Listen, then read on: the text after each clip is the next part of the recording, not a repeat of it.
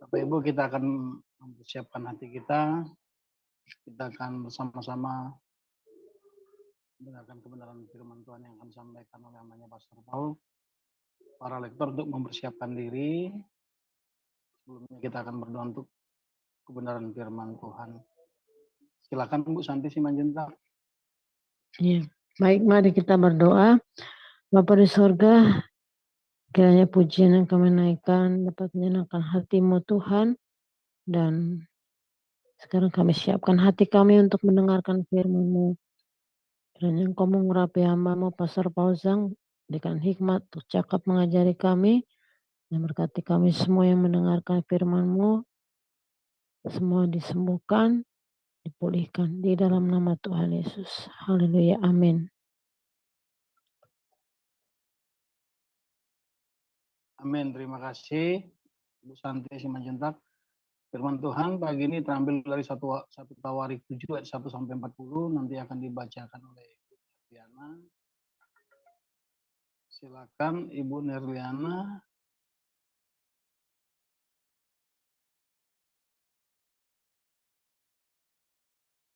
Bisa dibuka mic-nya, Bu. Baik, terima kasih Pak Gindo. Salam Pak Gindo.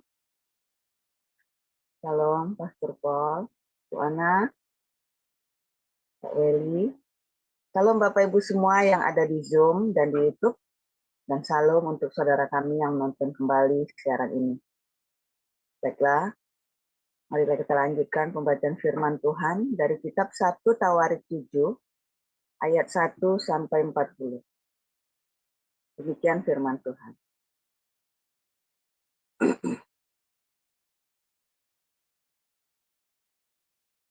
Anak-anak Isakar ialah Tola dan Pua, Yasub dan Simron, 4 orang. Anak-anak Tola ialah Uzi, Refaya, Yeriel, Yahmai, Yipsam, dan Samuel. Kepala-kepala Puak turunan Tola, pahlawan-pahlawan yang gagah perkasa, menurut daftar keturunan mereka, jumlahnya di zaman Daud ada 22.600 orang. Keturunan Uzi ialah Izrahya, dan anak-anak Izrahya ialah Mikael, Obaja, Yoel, dan Yisia, 5 orang. Semuanya mereka adalah kepala-kepala. Di bawah mereka itu, menurut daftar keturunan dan menurut puak mereka, ada pasukan-pasukan tentara 36.000 orang. Sebab istri dan anak-anak mereka banyak. Saudara-saudara sesuku mereka dari segala kaum Isakar, pahlawan-pahlawan yang gagah perkasa, semuanya ada 87.000 orang yang terdaftar dalam silsilah. Anak-anak Benyamin ialah Bela, Beker, dan Yediel, 3 orang. Anak-anak Bela ialah Esbon, Uzi, Uziel, Yerimot, dan Iri, 5 orang. Kepala-kepala Puak, pahlawan-pahlawan yang gagah perkasa, mereka yang terdaftar dalam silsilah, ada 22.034 orang. Anak-anak Beker ialah Zemira, Yoas, Eliezer, Elioenai, Omri, Yeremot, Abia, Anatot, dan Elemet, sekaliannya itu ialah anak-anak Beker. Mereka yang terdaftar dalam silsilah, menurut keturunan mereka, sebagai kepala-kepala puak mereka, pahlawan-pahlawan yang gagah perkasa, ada 20.200 orang. Keturunan Yediel ialah Bilhan, dan anak-anak Bilhan ialah Yeus, Benyamin, Ehud, Kenaana, Zetan, Tarsis, dan Ahisahar. Sekaliannya itu ialah keturunan Yediel, kepala-kepala puak mereka, pahlawan-pahlawan yang gagah perkasa, orang-orang yang sanggup berperang, ada 17.200. dan Supim, dan Hupim ialah keturunan Ir. Husim ialah keturunan Aher. Anak-anak Naftali ialah Yeziel, Guni, Yezer, dan Salum, anak-anaknya dari Bilha.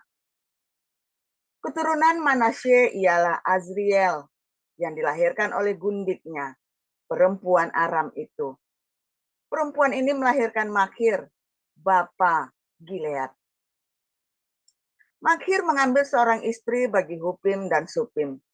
Nama saudaranya perempuan ialah Ma'aka.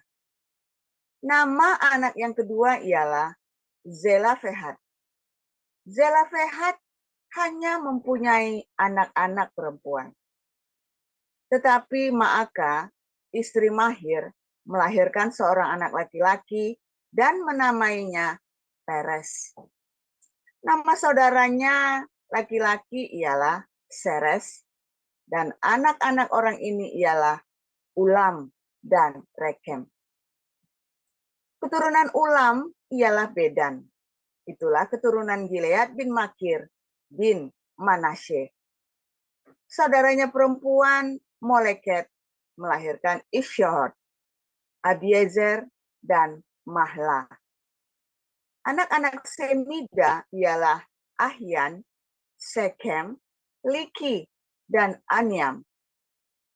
Keturunan Efraim ialah Sutelah, dan anak orang ini ialah Beret, dan anak orang ini ialah Tahat, dan anak orang ini ialah Elada, dan anak orang ini ialah Tahat. Dan anak orang ini ialah Zebat, dan anak orang ini ialah Sutelah, kemudian Ezer dan Elad. Mereka dibunuh oleh orang-orang Gad yang lahir di negeri itu, sebab mereka pergi merampas ternak orang-orang itu. Efraim ayah mereka berkabung berhari-hari lamanya, sehingga saudara-saudaranya datang untuk menghiburkan dia. Sesudah itu ia bersetubuh dengan istrinya, lalu mengandunglah perempuan itu dan melahirkan seorang anak laki-laki. Ia menamainya Beria, sebab malapetaka telah menimpa keluarganya. Anaknya perempuan ialah Seera, yang telah mendirikan Bet Horon Hilir dan Bet Horon Hulu, serta Usen Seera. Anak laki-laki Beria ialah Refah, lalu Resef.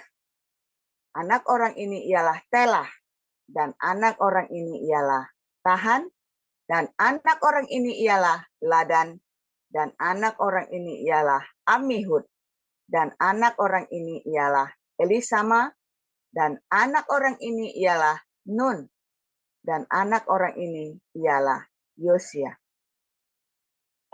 Tanah milik mereka dan tempat kediaman mereka ialah Betel dengan segala anak kotanya, Naaran di sebelah timur, dan Gezer dengan segala anak kotanya di sebelah barat, kemudian Sikem dengan segala anak kotanya, sampai Aya dengan segala anak kotanya, dan pada perbatasan Bani Manasye, Bet-Sean dengan segala anak kotanya, juga Ta'anah dengan segala anak kotanya, Megido dengan segala anak kotanya, Dor dengan segala anak kotanya.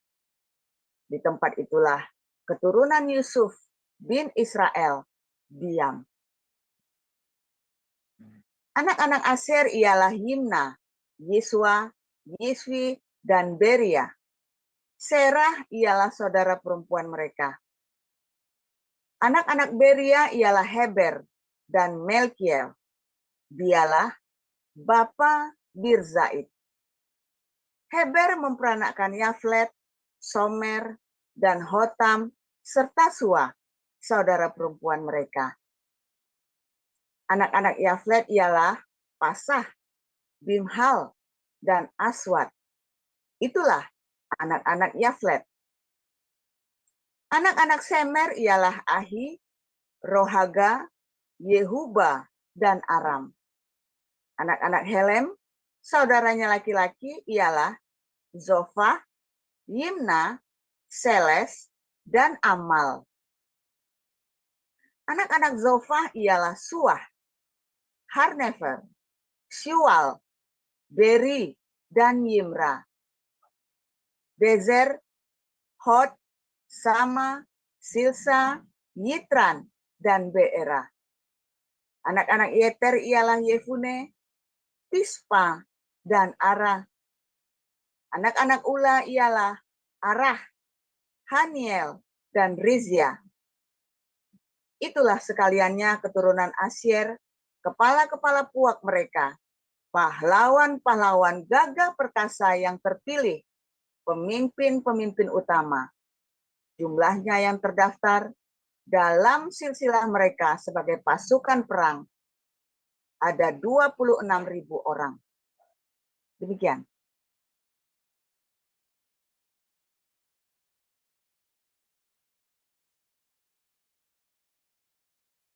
Baik, terima kasih Ibu Nerliana. Selanjutnya Ibu Sarma dari Matius 16 ayat 1 sampai 28, Bu.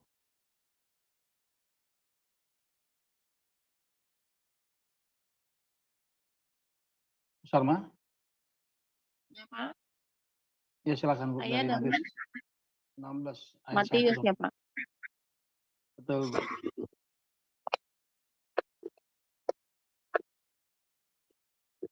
Maaf, Pak Gindo, Matius.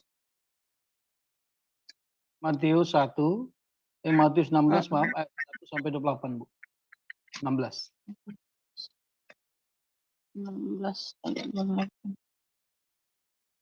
Matius 16 ayat 28. Ayat 1 sampai 28. Oke, baik.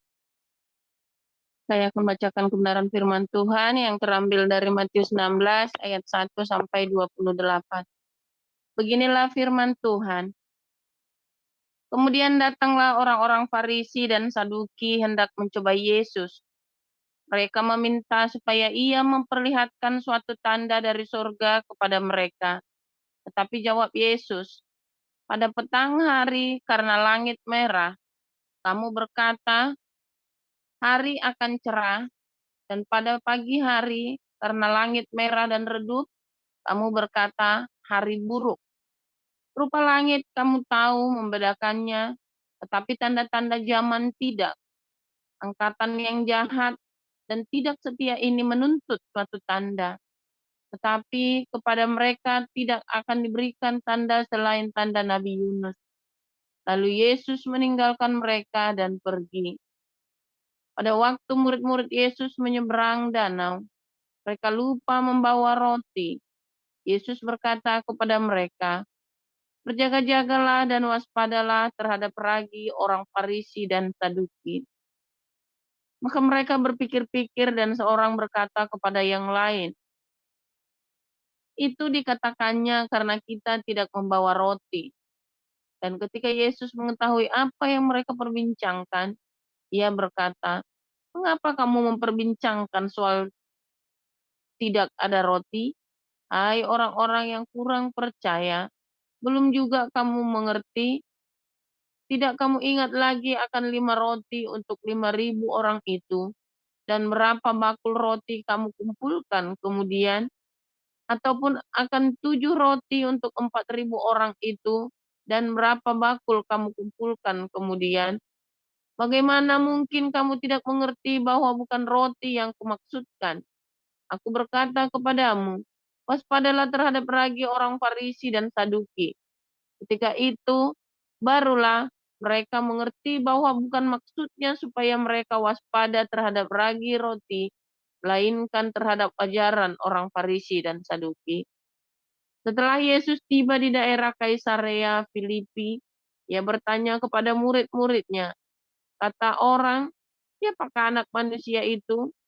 Jawab mereka, ada yang mengatakan Yohanes Pembaptis, ada juga yang mengatakan Elia, dan ada pula yang mengatakan Yeremia atau salah seorang dari para nabi. Lalu Yesus bertanya kepada mereka, "Tetapi apa katamu? Siapakah aku ini?" Maka jawab Simon Petrus, "Engkau adalah Mesias, Anak Allah yang hidup." Kata Yesus kepadanya, "Berbahagialah engkau Simon bin Yunus, sebab bukan manusia yang menyatakan itu kepadamu, melainkan Bapa-Ku yang di surga. Dan aku pun berkata kepadamu, engkau adalah Petrus, dan di atas batu karang ini aku akan mendirikan jemaatku, dan alam maut tidak akan menguasainya. Kepadamu akan kuberikan kunci kerajaan surga. Apa yang kau ikat di dunia ini akan terikat di surga, dan apa yang kau lepaskan di dunia ini akan terlepas di surga." Lalu Yesus melarang murid-muridnya supaya jangan memberitahukan kepada siapapun bahwa ia Mesias. Sejak waktu itu Yesus mulai menyatakan kepada murid-muridnya bahwa ia harus pergi ke Yerusalem dan menanggung banyak penderitaan dari pihak tua-tua, imam-imam kepala dan ahli-ahli Taurat, lalu dibunuh dan dibangkitkan pada hari ketiga. Tapi Petrus menarik Yesus ke samping dan menegur dia, katanya, "Tuhan, kiranya Allah menjauhkan hal itu. Hal itu sekali-kali tak akan menimpa engkau." Maka Yesus berpaling dan berkata kepada Petrus, "Enyahlah iblis, engkau suatu batu sandungan bagiku, sebab engkau bukan memikirkan apa yang dipikirkan Allah, melainkan apa yang dipikirkan manusia." Lalu Yesus berkata kepada murid-muridnya, "Setiap orang yang mau mengikut aku, ia harus menyangkal dirinya, memikul salibnya dan mengikut aku. Karena barang siapa mau menyelamatkan nyawanya, ia akan kehilangan nyawanya. Tapi barang siapa kehilangan nyawanya karena aku, ia akan memperolehnya. Apa gunanya seorang memperoleh seluruh dunia tetapi kehilangan nyawanya? Dan apakah yang dapat diberikannya sebagai ganti nyawanya? Sebab Anak Manusia akan datang dalam kemuliaan Bapanya, diiringi malaikat-malaikatnya. Pada waktu itu ia akan membalas setiap orang menurut perbuatannya. Aku berkata kepadamu, sesungguhnya di antara orang yang hadir di sini, ada yang tidak akan mati sebelum mereka melihat Anak Manusia datang sebagai Raja dalam kerajaannya. Demikian. Haleluya. Terima kasih Pak Yuda. Terima kasih Bu Nerliana dan Bu Sarma. Firman Tuhan pagi ini judulnya Efraim yang akan disampaikan oleh Gembala kita Pastor Paul. Silakan Pastor Paul.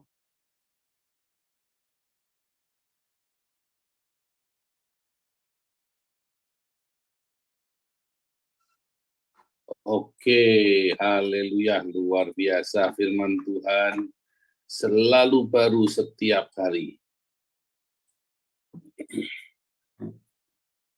Saudaraku, ini kita sebentar cek suara. Suaranya bagus nggak? Bagus ya? Nggak pecah ya? Bagus. Ya, firman Tuhan pagi hari ini cerita tentang Efraim ya. Tapi sebelumnya saya mau kasih tahu ada dulu ya, supaya bacanya nggak bingung.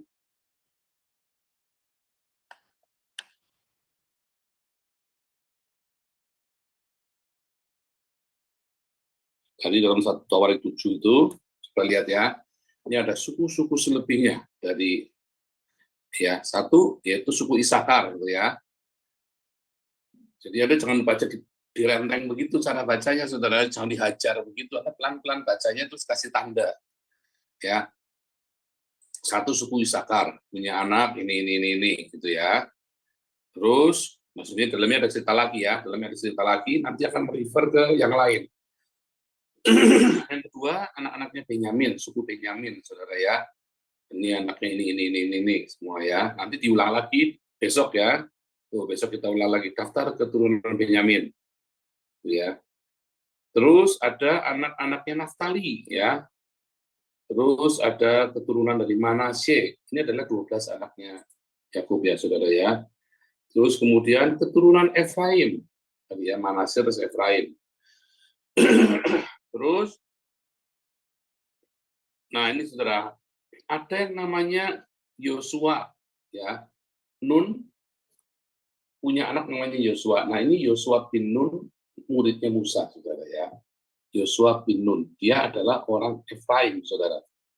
Bukan muridnya, tetapi apanya, saudara? Apprentice.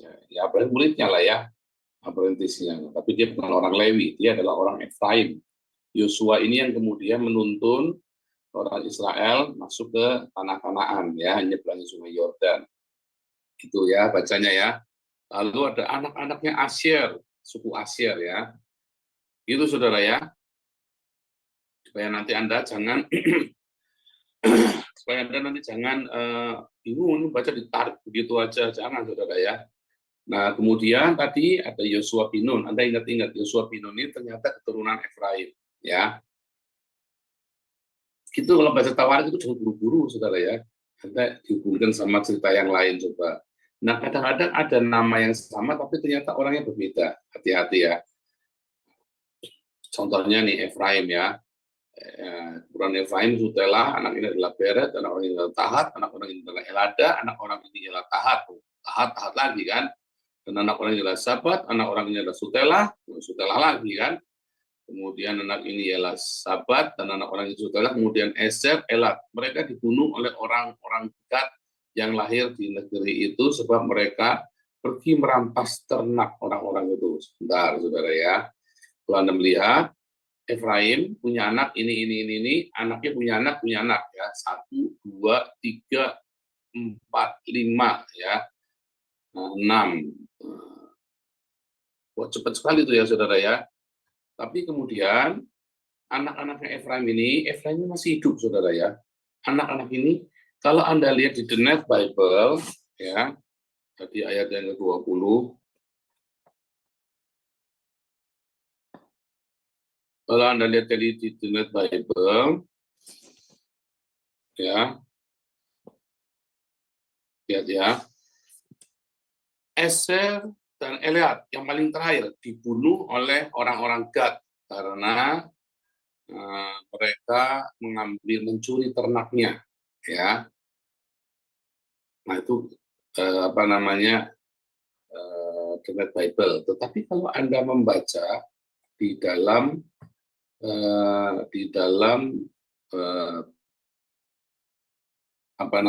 Tosafot ya, Tosafotnya namanya ini saudara ya, Radab ya, Rabai Radab ya. Nah, ternyata itu seluruh anak-anaknya Efraim tadi yang jumlahnya di total semuanya ada 30 orang, saudara. Itu dibunuh semua. Sadis ya, saudara ya. Sama orang Gad.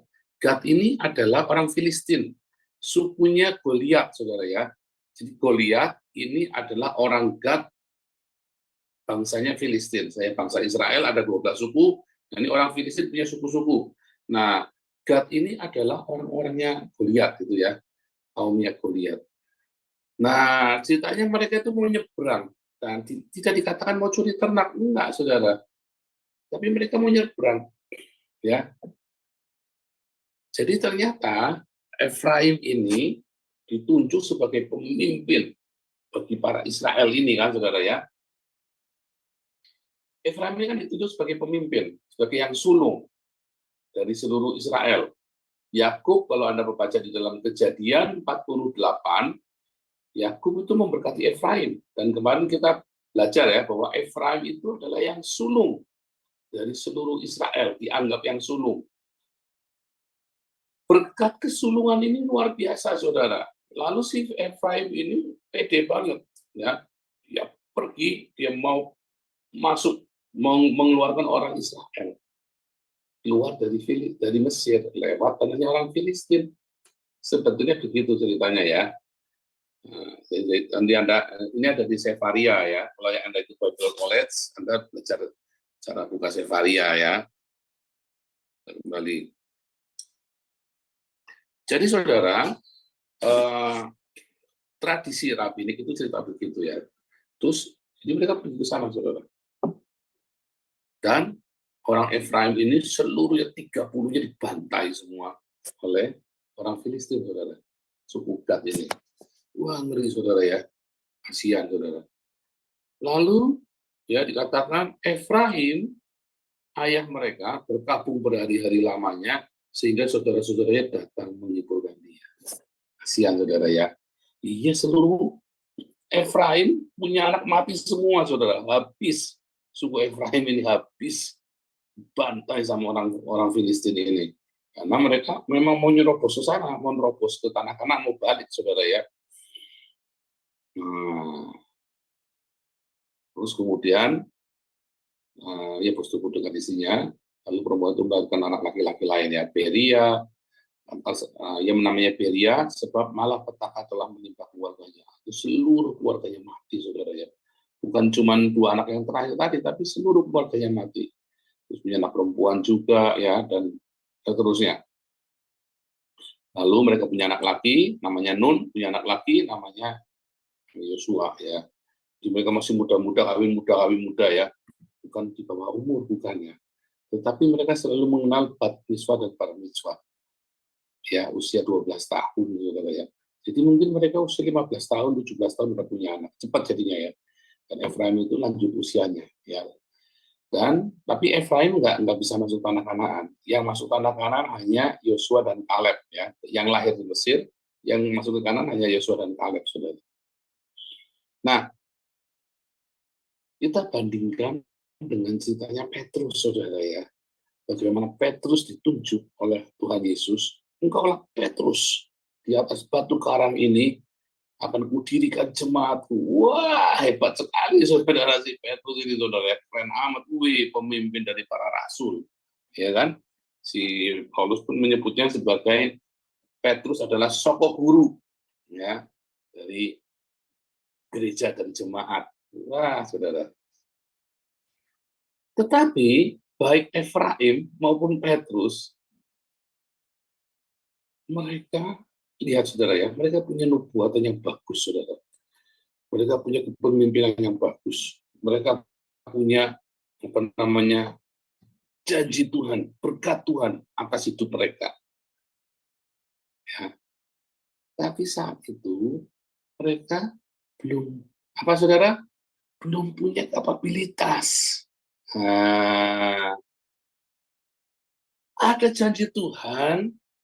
Anda dan saya, kita juga punya janji Tuhan di dalam hidup kita. Sayangnya, kita belum punya kapabilitas, saudara. Mengapa belum punya kapabilitas, saudara? Kan baru dikasih tahu berkat itu. Anda diberi berkat, dicurahkan. Ini berkat. Ada janji Tuhan. Kita punya, semua orang punya janji Tuhan dalam hidup kita. Tapi ada harus yang perlu kita pahami, saudara. Sebelum janji itu, berkat itu jadi, Anda harus punya kapasitas dulu. Anda harus punya kapabilitas untuk diperbesar, ada kapabilitas dilatih tanganmu. Ya. Jadi Anda nggak bisa terus kalau terima nubuatan terus Anda leha-lehe. Bodoh amat. Enggak, saudara. Bukan Anda yang mengucapkan juga, bukan. Tapi Tuhan yang akan proses hidupmu, saudara. Saya tahun 1992, saudara ya. Itu pertama kali ada orang bernubuat untuk saya, namanya Pak Samsukota. Kamu akan pergi ke bangsa-bangsa. Wah, saya senang, saudara. Wah, saya nunggu setiap ada hamba Tuhan datang, kapan yang akan ngajak saya pergi ke bangsa-bangsa. Maklum anak kampung, saudara ya. Saya itu kalau dari Tegal itu, asal sudah pernah ke Jakarta, wah senang sekali, saudara. Terus suatu ketika diajak pergi ke Surabaya, wah tambah lagi. Ya, diajak pergi lagi nanti ke Jogja, wah tambah senang lagi, saudara. Nah, tiba-tiba studi turnya kampus sekolah kuliah saya ke Lampung. Wah, nyebrang pulau, saya senang, saudara ya. Akhirnya ya itu terus ya, saya keliling seluruh Indonesia dari Aceh sampai ke Papua saya sudah pergi, saudara ya. Semua provinsi saya 36 provinsi saya sudah pergi, saudara ya, seluruh Indonesia. Anda tahu yang namanya Bajawa, di daerah Bajawa, di ND itu ada Danau Tiga Warna itu ya, di Mutu, ya. Saya sudah naik, saudara ya, saya sudah pergi ke ND sana, di Danau Tiga Warna itu ya, naik, saudara ya, jalannya. Saya sudah pergi, Anda aja belum pernah dengar kali namanya kan, kota ND itu tempatnya Soekarno dulu diasingkan oleh Belanda ya. Nah, Waktu saya mulai beranjak ya, sekarang saya diperkenalkan Tuhan. Tuhan luas daerah saya, makin luas, makin luas. Tuhan, sampai hari ini saya ada di Haifa ya. Jadi untuk pertama ya ke Hong Kong, ke Thailand, ke Malaysia, ke Singapura, semua ya. Bukan jalan-jalan, penginjilan saudara ya. Pelayanan, bukan pelayanan jadi selebritis. Kalau saya pelayanan dimanapun, saya pasti turun ke jalan, saudara, penginjilan juga. Ya, sebelum itu terjadi, Tuhan, apa saudara? Tuhan paksa dalam tanda kutip ya, supaya saya punya kapasitas. Bukan saya yang sengaja mau bikin, bukan. Karena kita tidak tahu yang cocok kapasitasnya untuk pekerjaan itu apa. Tuhan yang tahu, saudara. Saya pikir karena saya pandai ini, pandai itu, Tuhan bikin seperti ini, seperti itu. Saya akan bikin seperti itu. Enggak, saudara ya. Tuhan pakai sesuatu yang aneh, yang di luar dugaan saya. Ya, Tuhan pakai saya untuk segala sesuatu, ya, yang potensi-potensi dalam hidup saya yang saya sendiri nggak pernah tahu sebelumnya. Ya, saudara bayangin ya, saya bisa jadi buronan 139 negara. Aman-aman saja di Haifa, saudara ya. Bagaimana? Dari mana keberanian itu? Anda kalau yang diburu deg-degan, saudara. Orang bolak-balik nanya, kamu deg-degan nggak? Enggak. Nggak deg-degan sama sekali, nggak ada. Dari mana itu, saudara? Waduh, saya dulu jangankan jadi buronan, saudara. Saya nyontek saja deg-degan, saudara ya. Nyontek saja deg-degan.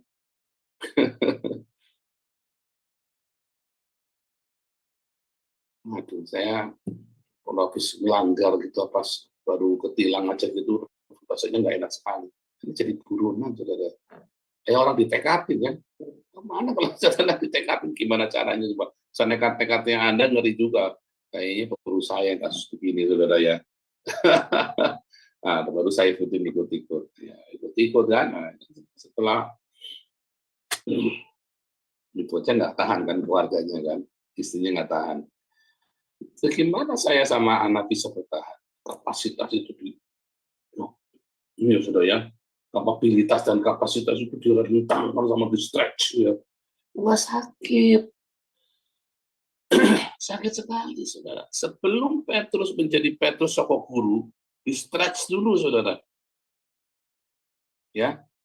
Di stretch dulu, dia mengalami kegagalan yang amat sangat, yang memalukan. Ya, dia yang sesumber paling gede, tapi dia yang tabur pertama kali. Yang sesumber paling gede dia, saudara. Tapi yang kabur dan ketakutan terkencing-kencing pertama kali dia.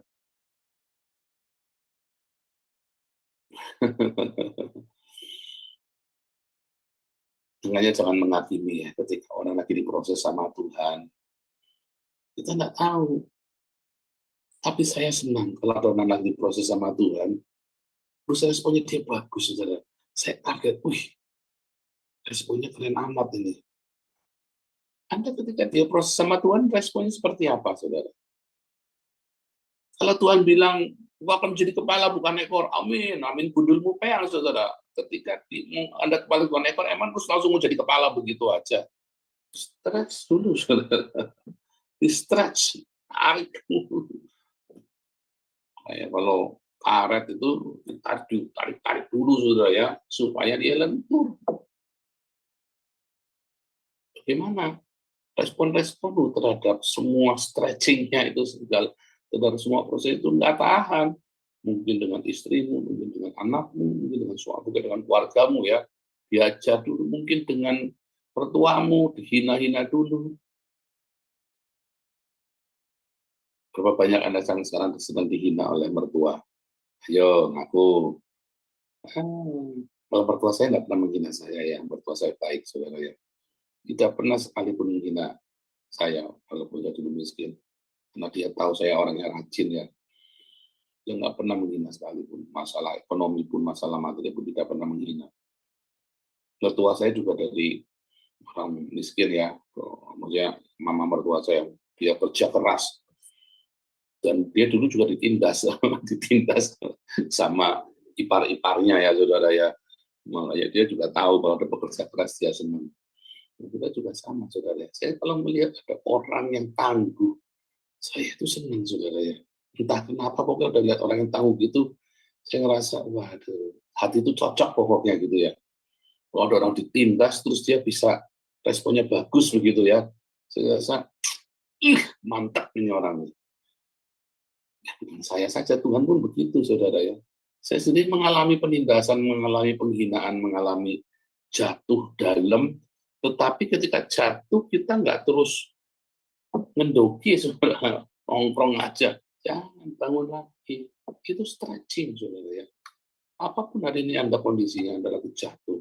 Anda sudah 20 tahun ngendoki, bangun dong. Wah, ngendokinya kelamaan, Pak. Bangun. Ayo mulai.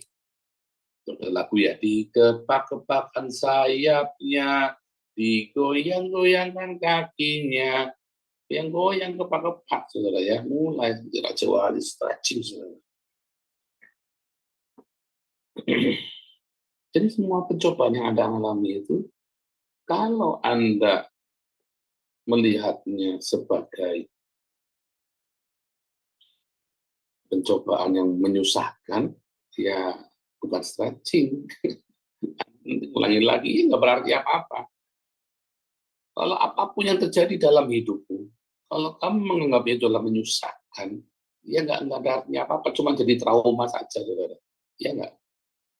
Kesusahanmu segala macam, aduh bangkrut, aduh dihina, aduh cuma jadi trauma, cuma jadi sakit hati, trauma, bagus nggak kepahitan, saudara ya. Tapi coba sekarang Anda pikir balik, apa bedanya orang fitness sama kuli songgol? Kuli songgol itu kuli yang ngangkutin beras di pasar itu loh, saudara. Nah lihat itu, kalau ngangkat beras ya 1 kintal 100 kilo, kadang-kadang dikit ya 1 karung itu ya, karung gitu ya, badannya kecil. Perempuan juga kadang-kadang begitu ya, perempuan ya, tarik terus yang ngangkat begitu ya, gila. Dan kalau ngangkat itu ya, naik turun itu 100 meter kadang-kadang jalan, saudara. Apa bedanya orang fitness sama kuli songgol, saudara? Kuli songgol itu kalau sambil ngangkutin begitu ya, terus alami badannya pada pegel-pegel, aduh, duitnya nggak ada, saudara. Besok kerja lagi, itu lagi, saudara, duitnya nggak ada. Nah, ya.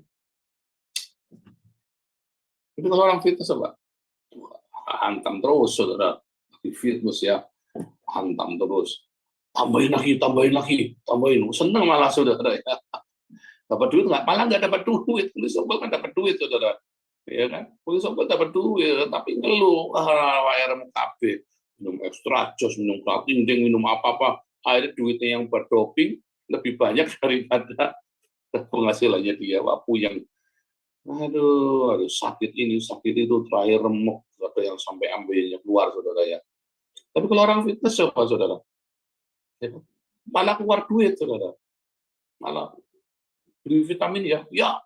Beli protein ya, suntik hormon ya, kasih serum ya, kasih ini ya, wah keluar duitnya banyak, saudara. Kalau belum bayar sama pelatihnya, saudara ya.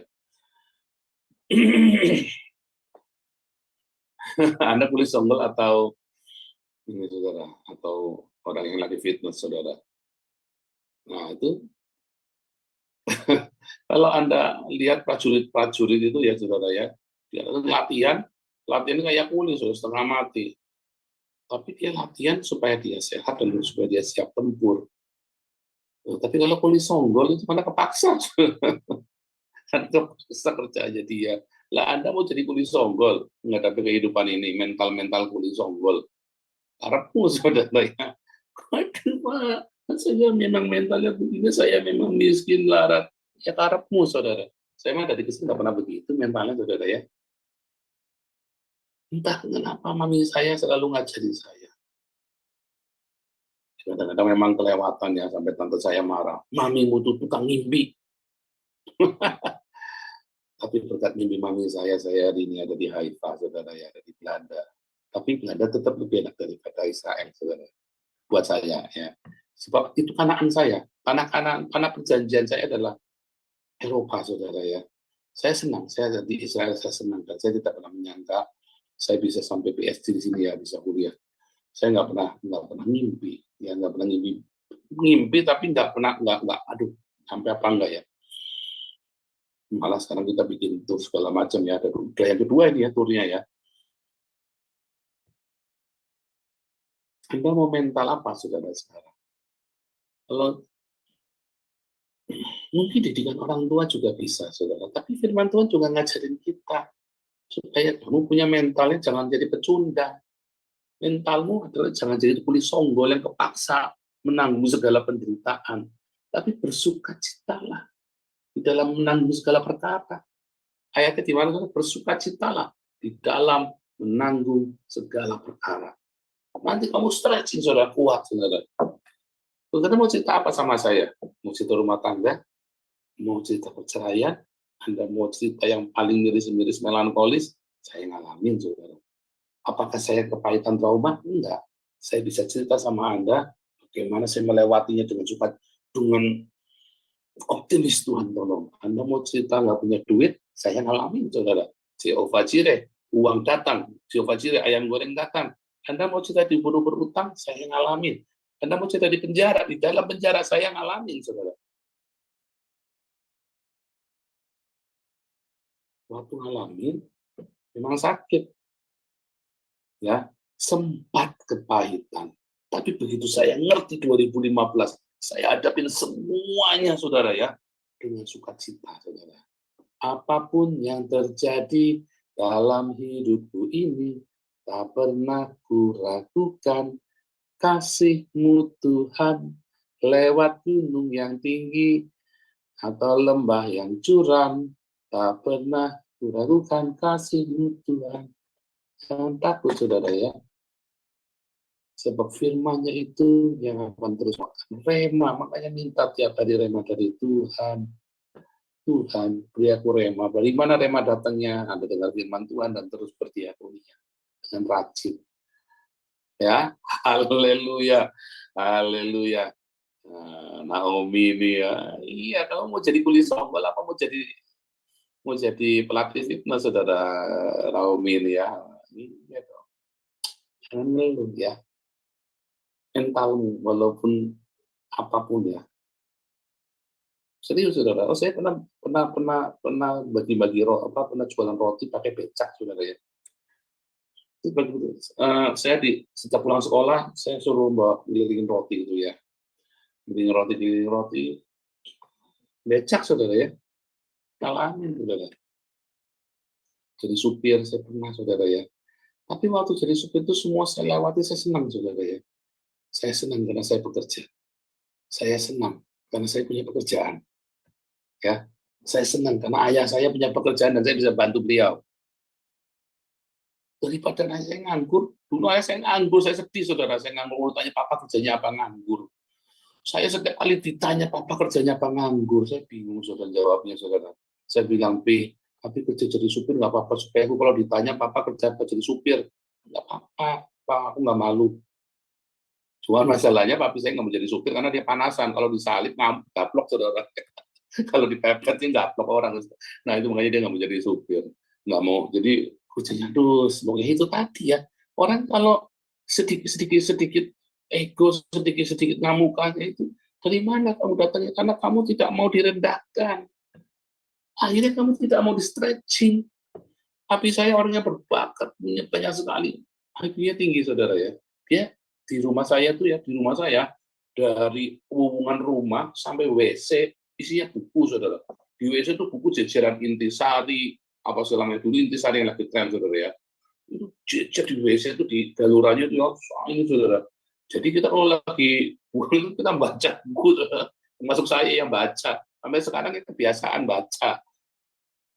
Jadi Anda tanya apa saja sama papi saya, dia tahu semua, saudara. Seluruh kayak orang kuliah, gitu. Anda tanya apa saja. Mau tanya matematika, dia ngerti. Tanya integral, dia ngerti. Tanya diskonis, ngerti.